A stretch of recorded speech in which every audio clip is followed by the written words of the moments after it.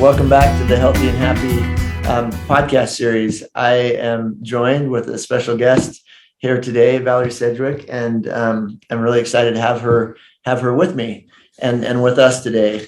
We've got a great topic today. Valerie is a mother of two and educator, yoga instructor, great person, and it has some good insight to share with us, I think. And our topic today is we're going to be talking about sex and attachment, and two really important variables and components in and of themselves, and put together, super important, and the cause of a lot of problems and pain in our lives. So I don't know, Valerie, do you want to introduce yourself a little bit before we jump in, or say anything before we? Well, hello. I'm so honored to be here.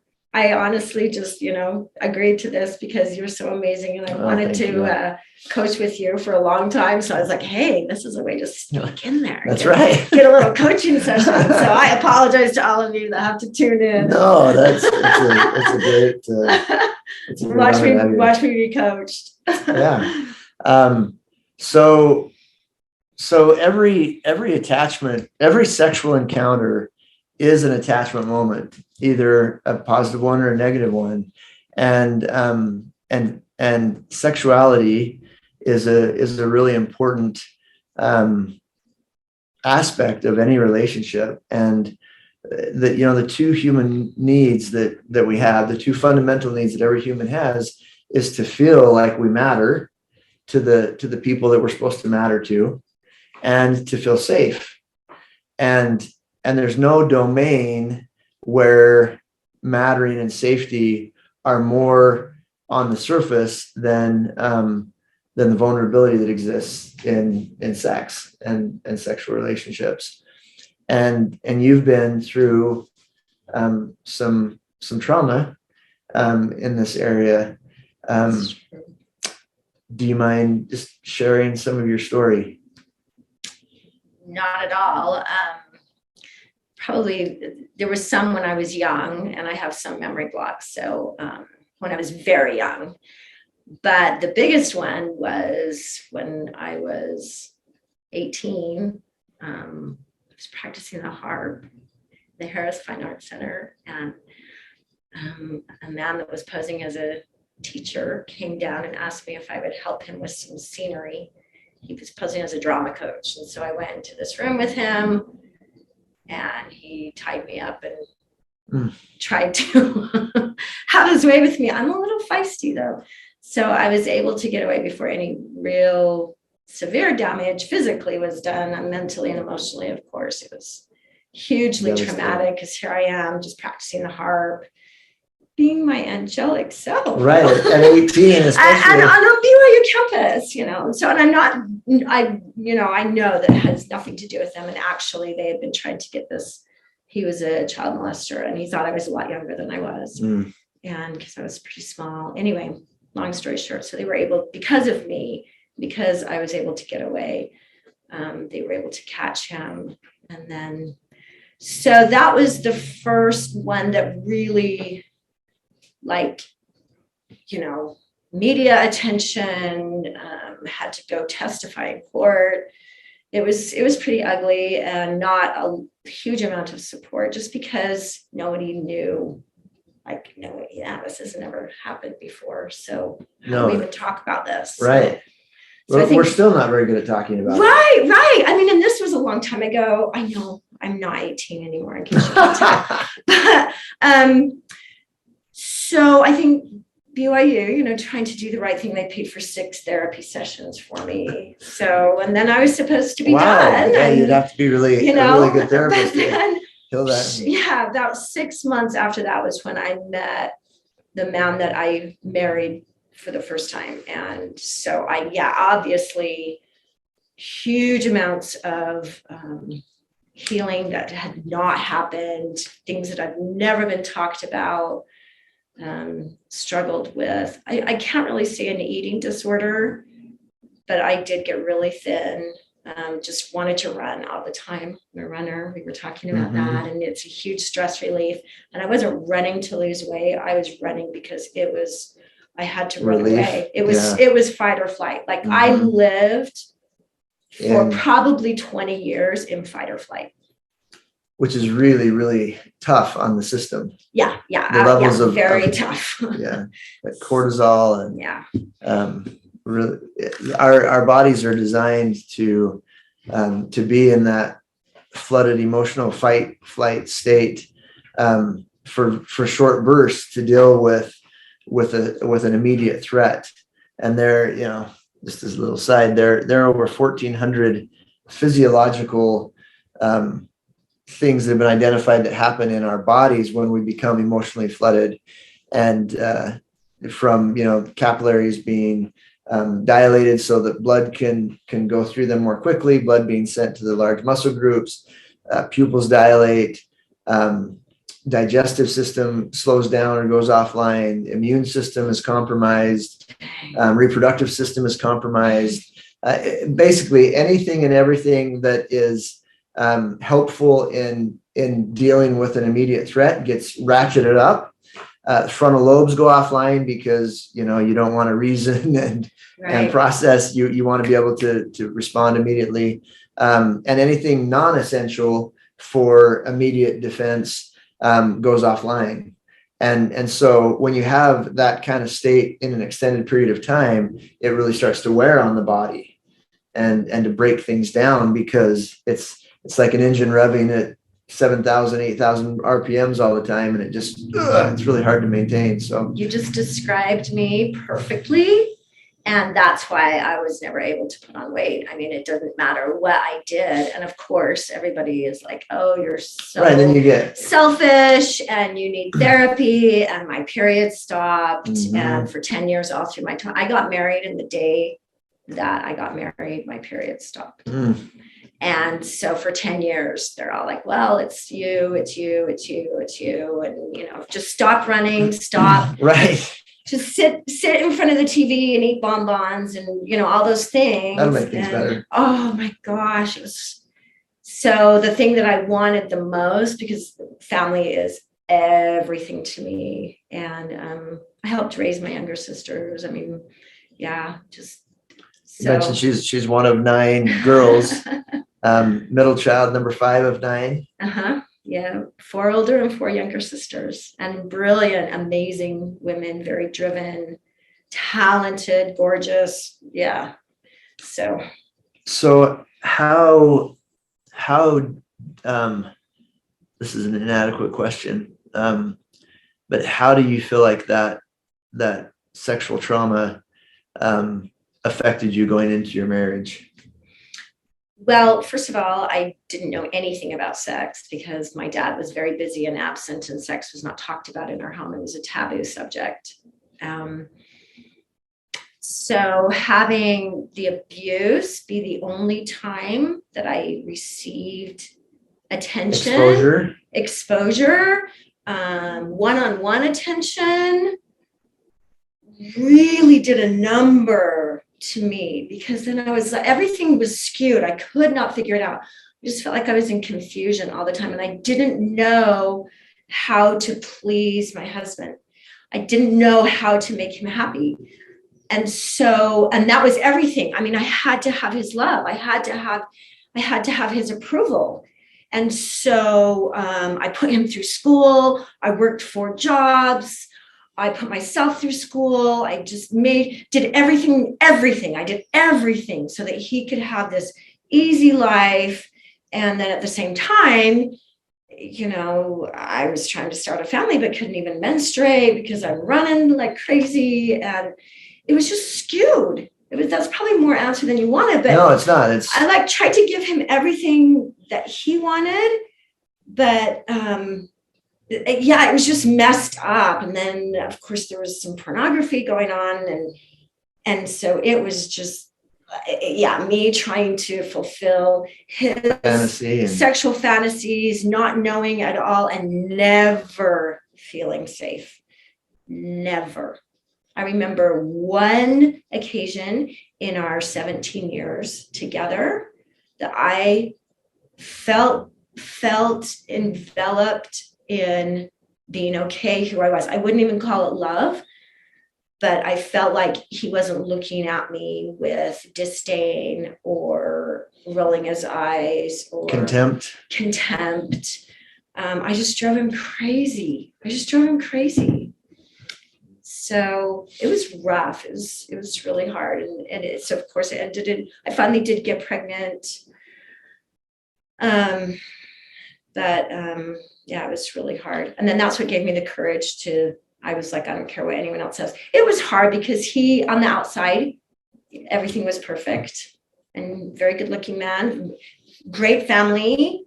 And I wouldn't say that I hate him. He didn't know either, right? It's not like he was trying, but it was trying to make my life miserable. But we just, like I said, I was barely out of this traumatic, and who knows what happened in the past.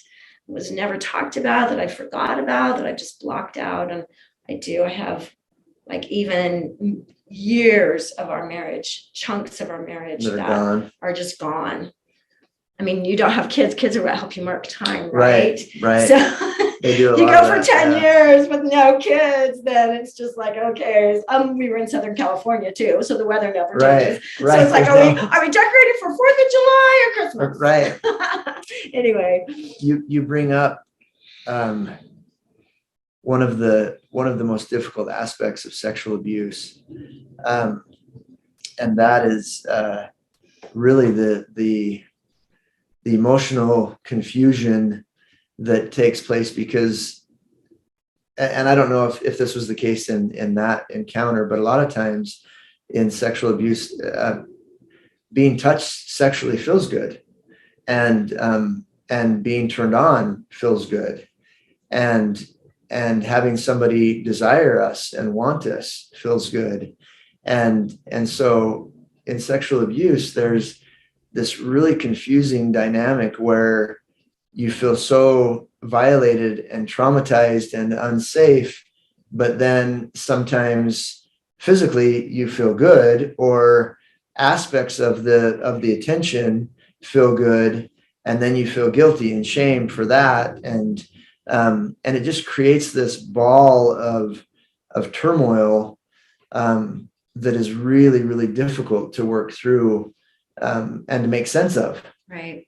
Does that make sense? Absolutely. I don't even know so much if it's the touching that felt good, as much as it was to have attention.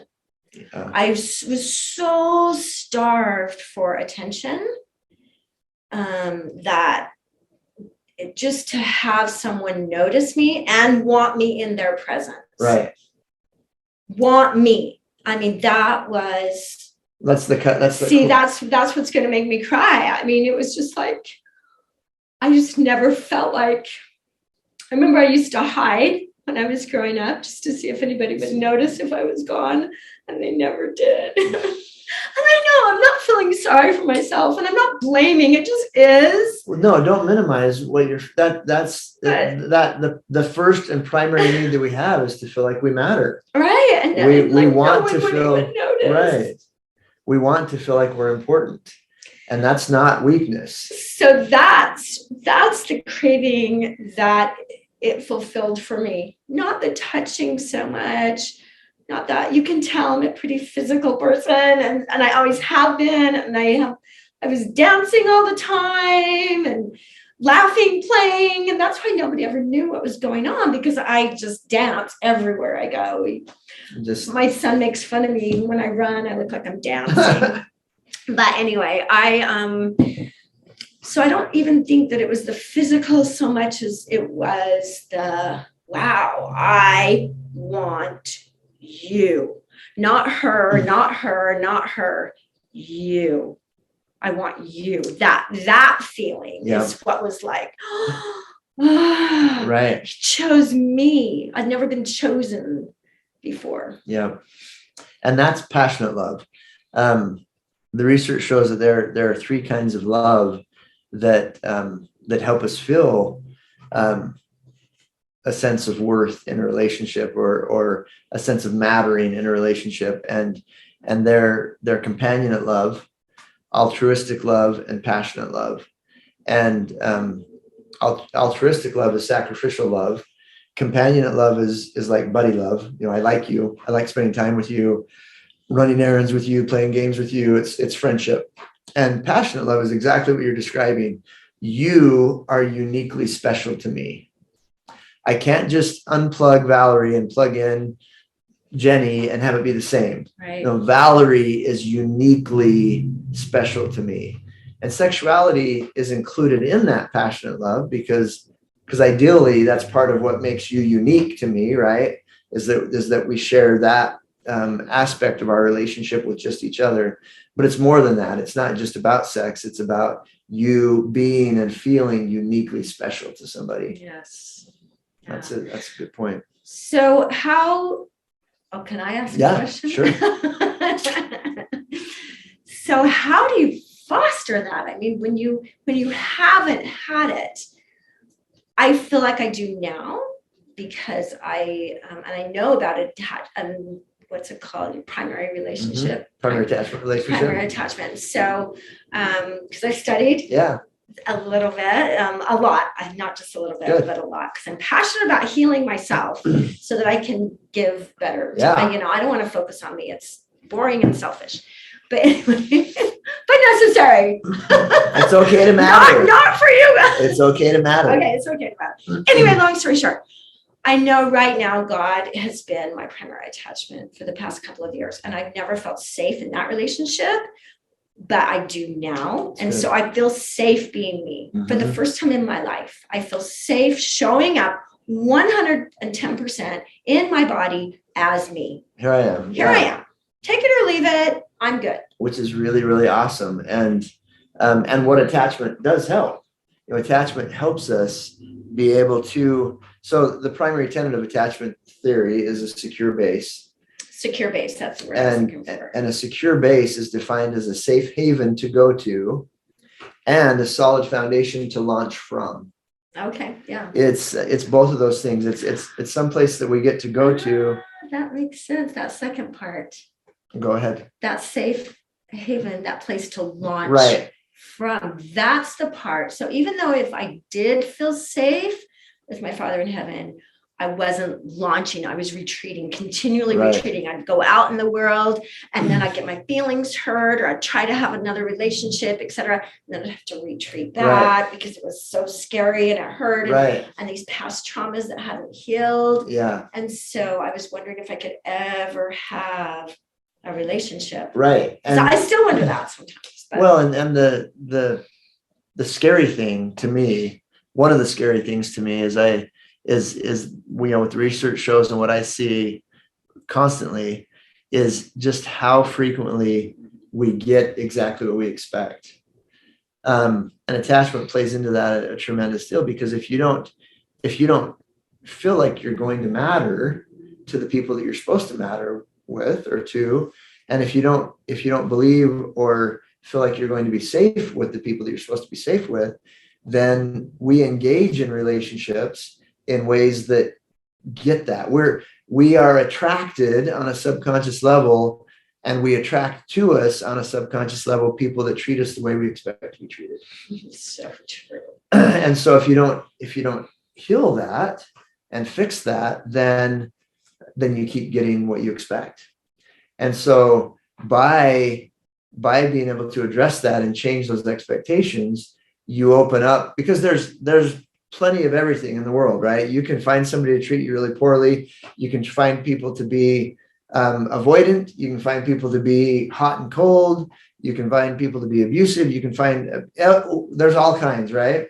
And there are some that are healthy. And there are some that are willing and interested to be in a healthy relationship. And we normally end up not getting what we want, but getting what we expect. Mm-hmm. And so what you're describing, feeling these past few years, sounds like at least a partial rewiring of your brain, where you're beginning to expect something different than you've got. Yeah. Which is really good. And that launch pad piece of attachment is really important because we develop through exploration, and you can see this really easily in infants and toddlers because most of their exploration is physical. They're bumping into things and they're putting things in their mouths and they're climbing on things. And it's through the physical exploration of their environments that they develop. In adulthood, most of the exploration is cognitive. It's exploring ideas and theories and beliefs. But we have to be organized emotionally in order to be able to do that. Yeah. And that's the launch pad. If I know that you're there and that you're my biggest fan, I know you've got my back, you think well of me, then I can use that as a launch pad and I can go out and tackle the world and tackle challenges because I know that I've got that safety net, that secure base there. Yeah, that makes so much sense. So I guess that's what I was trying to say in that I don't want to spend any more time than I have to thinking about me and doing my own work because I want to launch. I love launching, but it's necessary. So I didn't really realize that piece of it until just now. But it's cool because, of course, my two sons, I want them to have different lives than I did. And they're 10 years apart because I had a hard time having children from all the stuff. Yeah. But we like to say we have each other's backs, no matter what. We may not always get along. We may not always see eye to eye. And my older son lives up north. My younger son's here with me. But we know we have each other's backs. That's really good, really important. Yeah, so that's what we say all the time. Yeah, we've got each other's backs. I want to comment on one other thing that you said a little bit ago too, and that's the willingness and comfort to talk about sexuality. We will be socialized sexually. Sexuality, sexual feelings, every human being has to learn how to deal with those things. And if you're not learning that from your parents and from your family, then where are you going to learn it? And when we were growing up, that was, if you weren't learning at home, then you're going to learn it from your peers, and who wants a 15-year-old boy teaching their 15-year-old daughter about sex? I didn't want my girls being socialized by gross teenage boys. Right. And I don't want my boys being socialized in that way. And today, so much of that happens online.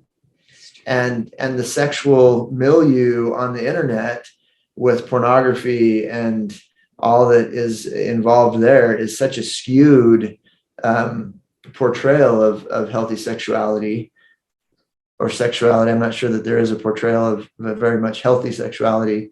And so if you're not talking to your kids about sex, then just ask yourself who is and where are they learning and being socialized sexually if that's not happening with you. And that's a huge little true. aside. And I think a lot of parents don't talk about it because they don't know how. Well, it's uncomfortable. Yeah, we're awkward ourselves. Yeah, it's true. Yeah, because we don't.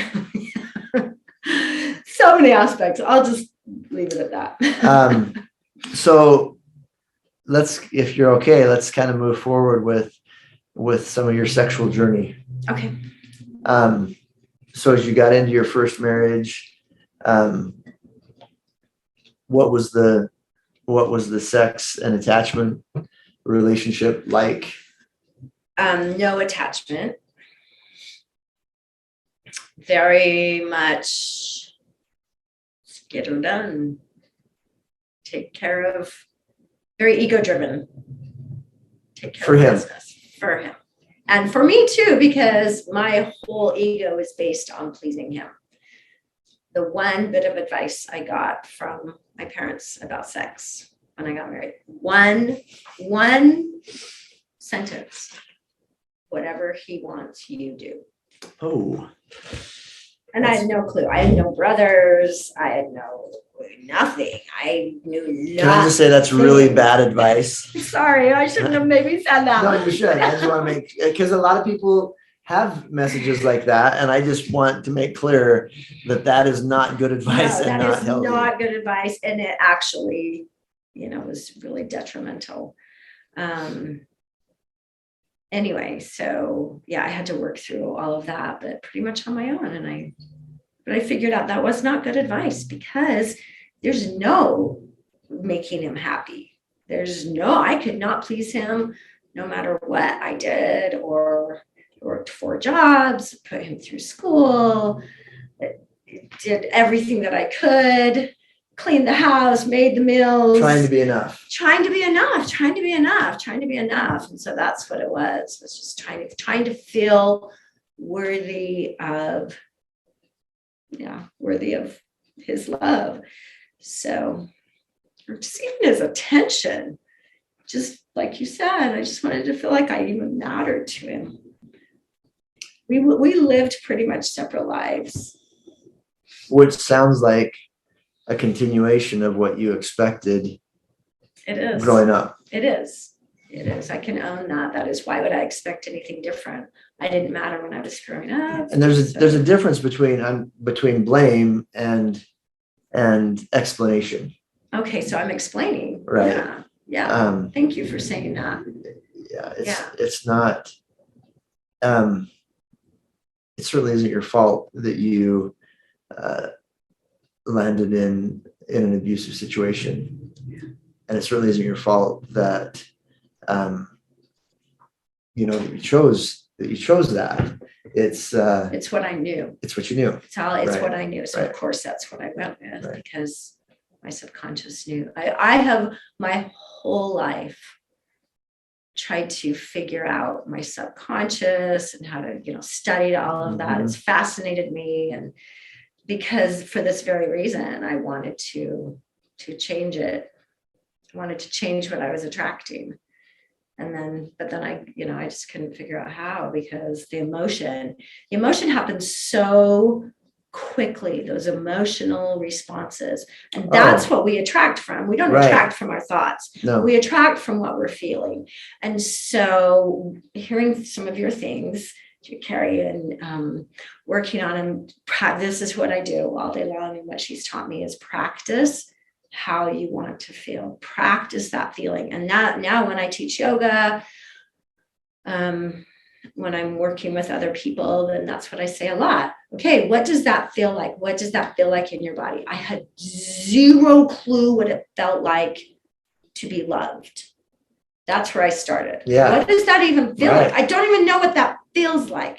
Okay, now what does it feel like to be safe? Yeah. And I had to practice that. So anyway, but the emotional, what I started to say is the tricky thing for me is, and it's probably for everybody, but the thoughts happen and the emotional spiral goes so fast.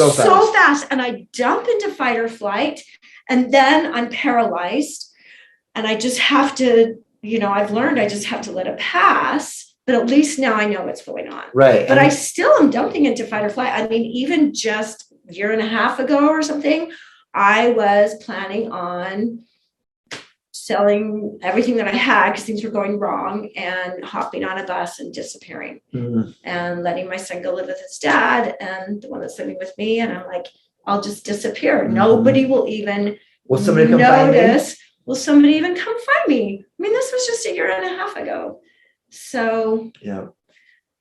Anyway, maybe you didn't want all that, but yeah, absolutely. Yeah. So it sounds like throughout that first marriage, there wasn't a lot of safety. There was none. And no safety. And I was in Southern California alone with him and his family. My family was far away. They moved to Boston. I took my 4 younger sisters with them, and then from there to North Carolina. So yeah, we went. So you got out of that marriage. I did. Single for 3 years. And so talk to me a little about your sexual journey as you continued to move through life.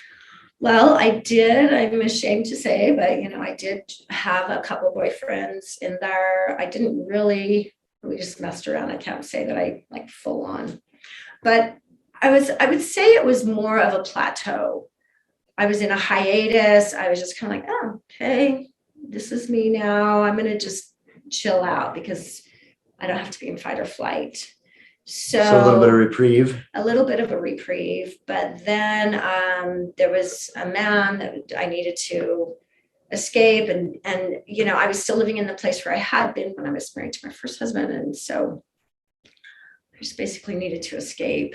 And so then I met my second husband, and he kind of was this knight in shining armor, came in with big energy, and said, I want you. So of course, I'm like, oh, Someone's choosing me. It's him. He chose me.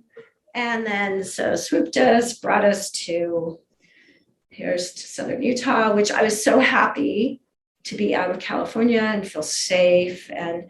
But I knew immediately within the first little while that, I only knew him for 90 days before we got married, and I left Southern California, came here, moved to Southern Utah. So, which Valerie is a good example of just how powerful those needs are that we have to want to matter and to want to be seen, and yes, and when we get a little bit of a taste of that, and I don't want to insinuate that he was a predator,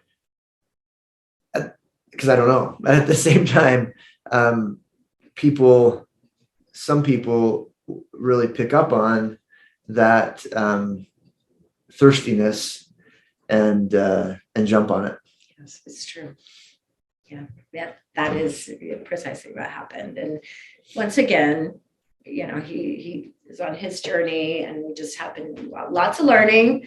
So that's the space that I was in. That's what I was attracting. I wanted somebody who would just be like, put me in a box, bring me here into safety. You're in the box now. I'm your taken care of. You're my doll on the shelf. Now go work a lot and earn a lot of money, of course.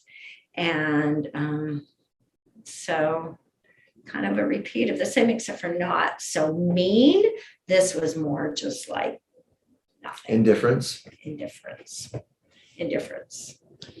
But the same underlying process of not mattering. Yeah, I mean, I don't even think he really knows me. He used to do all these magnificent things to say, look what I did. Look what I did for you. Look what I did for you. And I'd be like, yeah.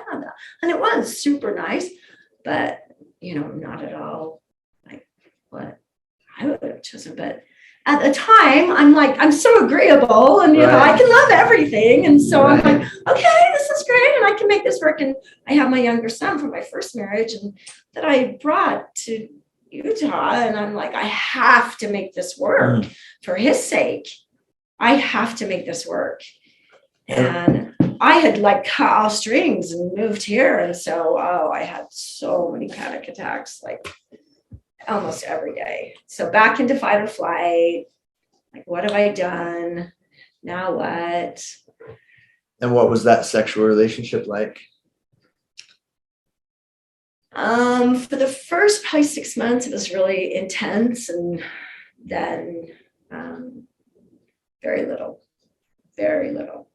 Some pornography there too. Hard time with having an orgasm. Performance. Yeah. So. How did you cope with that? I have this technique that I've used my whole life. I call it the Scarlett O'Hara. I won't think about that today. I'll think about that tomorrow. So I just won't let myself think about it. I just put on the blinders and stop feeling. I just shut down. And your onus, your O temperament enables you to be able to focus on what's going on right now and put that out of your mind, and just kind of And La I la la la la. was so miserable, so exhausted to the core all the time. So, but then, and then when I had Trevor, oh, I shouldn't say names, but anyway, I have my son and my second son. He's your son. And he is just a gift. Both my boys are such a gift and hilarious and fun, and we laugh every day. And so that was, I had my two playmates. So that was where I focused after that. But then I had a little girl that passed away, and then I was done. I was out of commission, but I had to keep going because I was the main breadwinner, and I had a 2-year-old and I had a 12-year-old. So I had to keep going. Yeah, that's a lot. Let me talk for just a couple minutes about healthy sexuality. So, and how that connects with attachment, a little bit more explicitly. So there's a lot of confusion around sex and sexuality in the world and in society, and certainly in the media. And the healthy purpose of sex is to bind us together. We as human beings, under kind of normal or ideal situation, their sexual desire is both strong and pretty constant. I mean, there's some ebbs and flows, and we could have a good discussion on sexual desire, because sexual desire for females can be kind of complicated. But when things are going well, sexual desire is strong and pretty constant, and that attracts us to one another, and it motivates us to be together. It motivates us to resolve conflict and to sacrifice for each other, because it motivates us to want to be together. And when sex is healthy, it binds us together. Having an orgasm is a powerful emotion. And when you experience a powerful emotion or sensation with somebody, it binds you to that person. And it doesn't matter, that can be trauma in war. It can be a spiritual experience with somebody. It can be a really fun experience, or a kind of an adventurous moment.